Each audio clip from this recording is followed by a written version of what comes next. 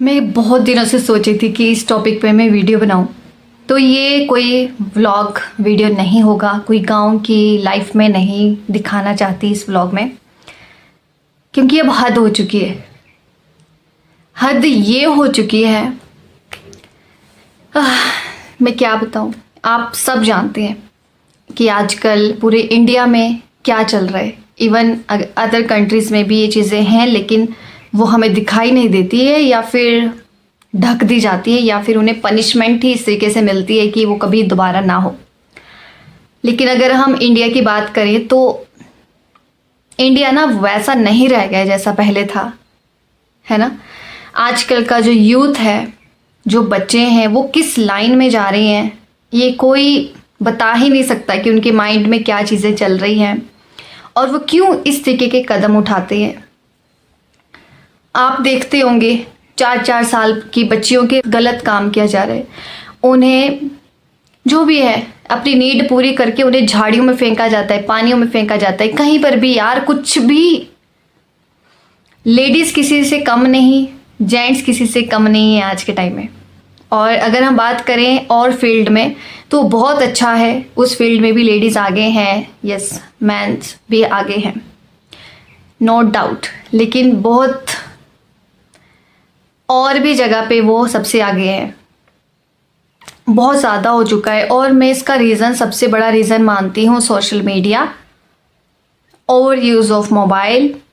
And आजकल आप देख रहे होंगे हिमाचल में चिट्टा सबसे फेमस चीज़, जिसमें इवन गर्ल्स भी इन्वॉल्व रहती हैं। उनको कैसे पकड़ा जाता है, मतलब चिट्टे के साथ, जबकि उनकी लाइफ ऐसी है कि अभी उनको स्टेज पे पढ़ना चाहिए। लड़कियां अपनी माँ को मार रही है यार, अपने बाप को मार रही है। इंसान इंसान को छुरी से सब्जी की तरह चॉप चॉप करके काट रहा है। उफ, हद हो गई है। ये कैसा टाइम आ गया है। जो आने वाली पीढ़ी है उन्हें हम कैसे सिखाएंगे, क्या हम उनको मोटिवेशन देंगे, इंस्पिरेशन देंगे और कैसे बचा पाएंगे। और लड़कियों का तो मैं क्या ही बोलूँ, आजकल छोटी छोटी बच्चियों को नहीं बख्शा जाता है, उन्हें भी नहीं छोड़ा जा रहा है। मतलब मैं लिटरली एक दिन ना बैठ के ऐसे वीडियोस में स्क्रॉल कर रही हूँ और मेरे पास आ रहे हैं वो वीडियोस, तो मैं लिटरली रो रही थी उसको देख के कि ये क्या, मतलब इतनी भी क्या हद हो गई यार। बच्चों को पकड़ के ऐसे पीटा जा रहा है, मतलब उसे ज़मीन पे फेंक फेंक के मारा जा रहा है। उफ, मैं तो अभी भी गूस बम्प आ गए। गूस बम्प उस टाइम भी एकदम से आ जाते हैं जब वो हम ऐसी ऐसी चीज़ें देखते हैं। और उन लोगों के अंदर बिल्कुल दया नहीं है जो इस तरीके के काम करते हैं। बहुत कुछ चल रहा है। उफ, मुझे लगता है ये सारी चीज़ें ना पहले भी होती रही हैं, लेकिन जब से सोशल मीडिया आया है, मैं हमेशा बोलती हूँ सोशल मीडिया के एडवांटेज भी हैं और डिसएडवांटेज भी है ना। वो आपको भी पता है, ये मेरे बोलने से नहीं है, सबको पता है। उसके हमें इतने इतने सारे हमें रोज़ हमें वो मामले देखने को मिलते हैं, कहीं कुछ हो गया, कहीं कुछ हो गया, दिल दहलाने वाले। उससे क्या हो रहा है, हमारी फैमिली भी डर जाती है कि कहीं हमारे बच्चों के साथ ऐसा ना हो जाए कल को। और हिमाचल में तो देखो नीला ड्रम चला था, उसके बाद सिलेंडर वाला, सड़क के नीचे वॉशरूम वाला। उफ, मतलब सीमेंट डाल रहे हैं ऊपर से, पूरा पीसीस करके रख रही हैं, फ्रीज में रख रहे हैं यार, सब्जी की तरह काट के। कोई अपनी पेरेंट्स को ही ख़त्म कर रहा है, उनके टुकड़े टुकड़े कर रहा है अपने लालच को पूरा करने के लिए।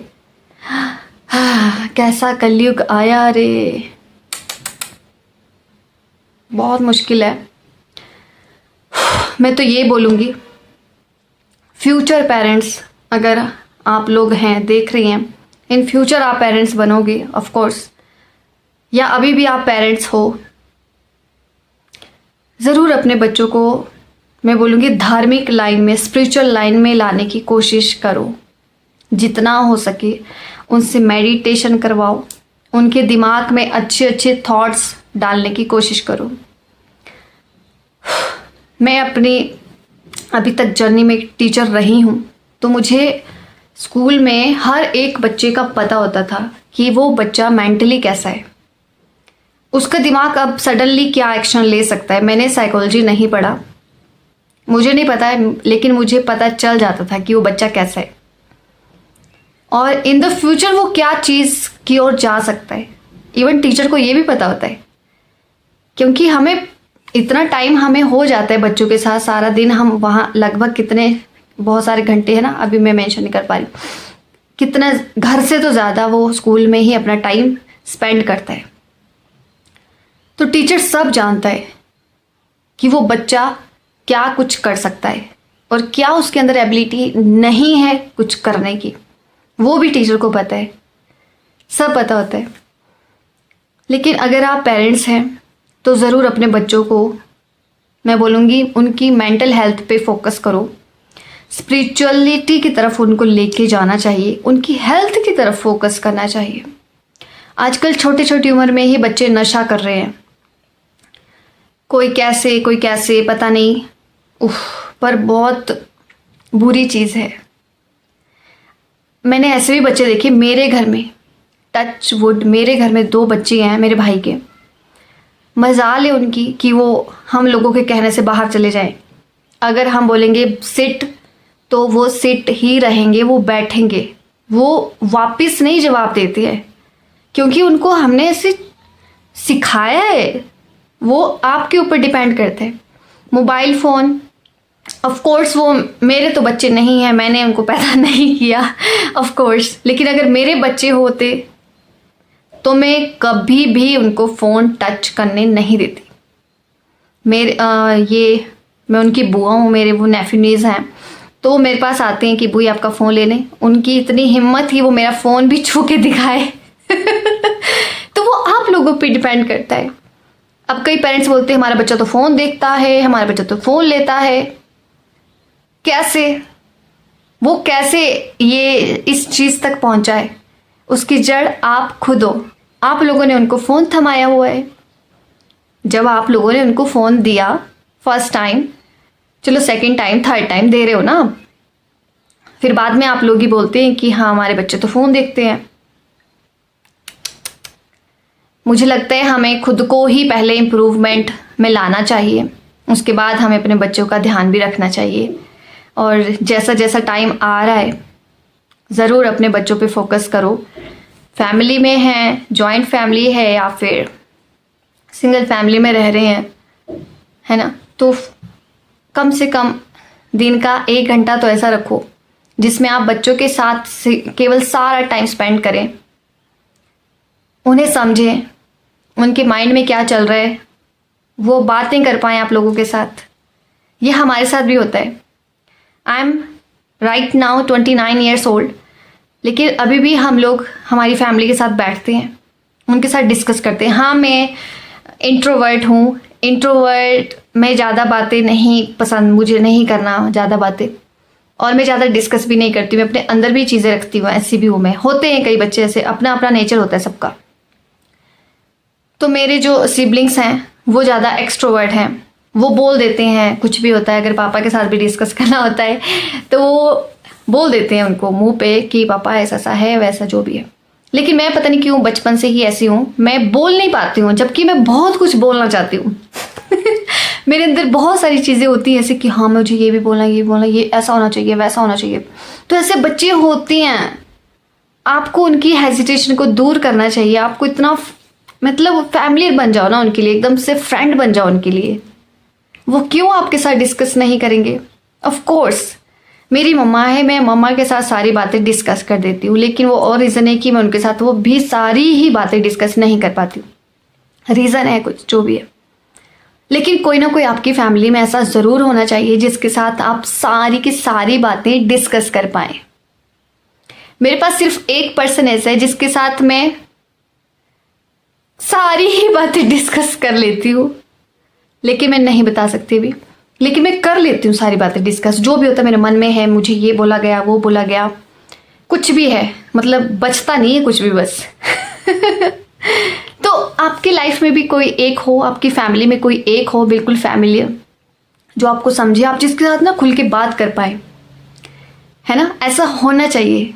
और मैं जिस जनरेशन में हूँ और जो हमसे बिल्कुल ही यंग लोग हैं, जो हमारे पीछे पीछे से चल रहे हैं मुझे लगता है उनको ना इस तरीके की इन्वायरमेंट की ज़रूरत है। They need all that. वो चाहते हैं ऐसा इन्वायरमेंट कि जिसमें पेरेंट्स उन्हें अंडरस्टैंड करें, है ना, एंड समझे यार उनको, उनकी फीलिंग्स समझे, उनके साथ बैठें। they all actually want to you, not other instruments like mobile phone, social media. They don't want that. यार वो हमें चाहते हैं, हमारे साथ बैठना चाहते हैं, वो 2 बातें करना चाहते हैं, वो हमारे पास बैठ के रोना चाहते हैं। अगर मैं एक पेरेंट्स की तरह देखूँ तो रोना चाहते हैं हमारे पास बैठ के, अपने इमोशंस, अपनी फीलिंग्स को शेयर करना चाहते हैं। उनका दिल करता है, उनका दिल भरा हुआ है अंदर से। और जब वो ये चीज़ें उनसे नहीं होती है ना, फिर वो दूसरा कदम उठाते हैं, जैसे कि आप लोग आजकल देख रहे हैं। उनके माइंड खुद ही डाइवर्ट हो जाते हैं। उनको फिर बाद में ऐसी कंपनीज मिल जाती हैं जो उनसे बिल्कुल उलट होती है। और अगर आप अपने बच्चों को कंट्रोल में नहीं रख पा रहे हो, पहले से ही बचपन से जर्नी जो है उनकी चलती आ रही है, तब से आपने उन्हें कंट्रोल नहीं किया, तो बाद में आपकी क्या हिम्मत कि आप उनको कंट्रोल कर लें। तब तो उनकी हिम्मत हो जाएगी कि वो आपको कंट्रोल करना शुरू कर देते हैं। और ये मैंने बहुत बार देखा, बहुत जगह पे देखा है। मार्केट में लेट जाएंगे बच्चे, हमें तो यही चाहिए, कैसे भी करके दो। मैंने बड़े बड़े भी बच्चे देखे हैं, इवन +2 कॉलेज के, मुझे ये चाहिए तो चाहिए, किसी भी लेवल पे लाके दो। वो ये नहीं देखेंगे कि मेरे पेरेंट्स को कितनी ज़्यादा प्रॉब्लम्स है मनी से रिलेटेड या फिर कहीं जाने से रिलेटेड।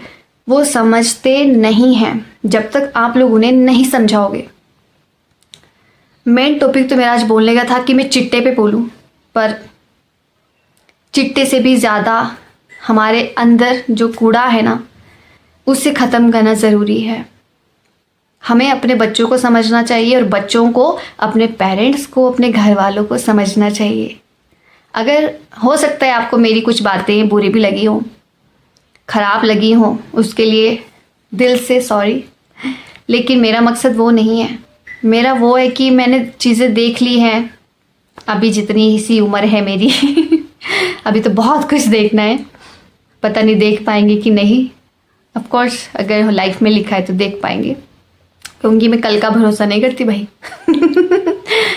लेकिन हाँ, सच में है ना, ये चीज़ें हैं यार। पेरेंट्स को अपने बच्चों को टाइम देने की बहुत ज़रूरत है। जैसा कि टाइम चल रहा है ना, please parents, I request to you all कि आप अपने बच्चों को टाइम दो, वो आपको समझें, आप उनको समझो ना। आप क्यों एक उधर कोने में फ़ोन लेके बैठे हैं, एक उधर कोने में फ़ोन लेके बैठे हुए हैं, अपने को चल रहे हैं, कोई बात भी कर रहे हैं ना तो यूँ हाँ हाँ कर रहे हैं और अपनी रील्स देख रहे हैं, स्क्रॉल कर रहे हैं, जबकि उससे कुछ भी नहीं मिलना है।